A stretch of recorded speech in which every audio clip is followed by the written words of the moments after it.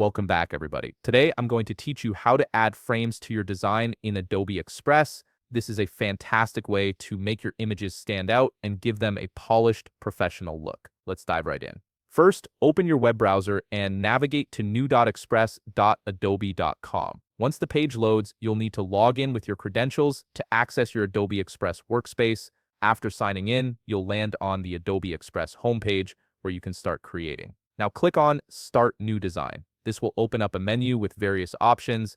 From there, select Custom Size, which allows you to set specific dimensions for your project. Once you've configured your size preferences, click Create New File to begin working on a fresh canvas. Alternatively, if you already have a project you'd like to work on, you can simply select your existing project from your saved files. With your canvas ready, look over to the left sidebar and click the plus icon. This will reveal a drop-down menu with different content options. From this menu, select Media, which is where you'll find all your image resources. At the top of the Media section, click on the Photos tab to access the photo library. Here's where you can search for images to add to your design.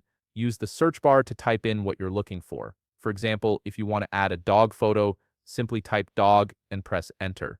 Adobe Express will pull up a selection of dog images for you to choose from. Browse through the results and select your preferred photo by clicking on it. The image will automatically be added to your canvas. Once the photo is on your canvas, you might want to resize it to fit your design better. Simply click and drag the corners of the image to adjust its size as needed. Take your time here to ensure the image is positioned exactly how you want it. Next, head back to the left sidebar and click the plus icon again. This time, select Elements from the drop-down menu.